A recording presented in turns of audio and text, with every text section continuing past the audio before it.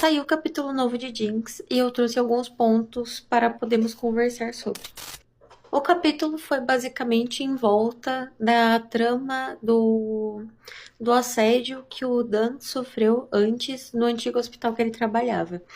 Então, nesse capítulo, a gente vê a primeira coisa que é os traumas de um abuso, né, de um assédio, que é essa hipervigilância, né, essa insegurança, o medo que ele tem. E tanto que ele ainda também tem a sensação de medo extremo quando ele vê esse médico, porque é um gatilho das coisas que ele já passou no passado com esse mesmo médico, que é o fato dele ser demitido, dele ser abusado, dele ser injustiçado, né?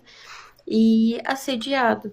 Então, primeiro de tudo, a gente tem essa cena, que é ele tendo esse gatilho dessa sensação das coisas passadas que ele sofreu com esse médico.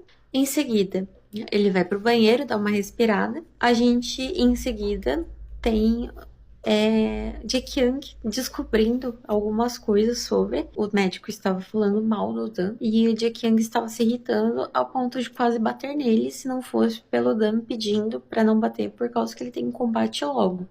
E se ele tivesse envolvido com alguma coisa desse estilo, porque poderia envolver polícia, provavelmente ele seria suspendido. Então, depois disso, a gente tem os dois indo para casa e o Dan falando pro Jae Kyung o que aconteceu de fato entre ele e esse médico.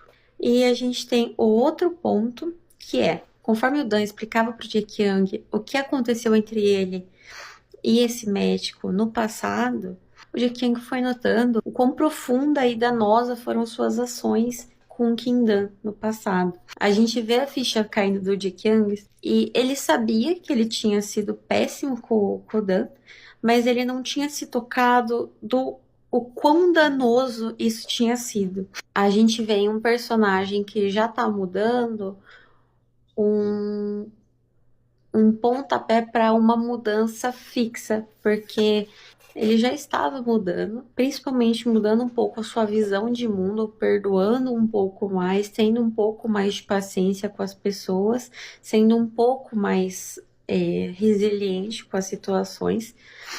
E isso porque ele tinha se tocado o quão ele estava sendo egoísta diante das situações e mal, né? Ele estava sendo mal e egoísta em muitas situações, não só envolvendo o Dan, mas sim na vida dele. Então, quando essa visão de mundo já não faz mais sentido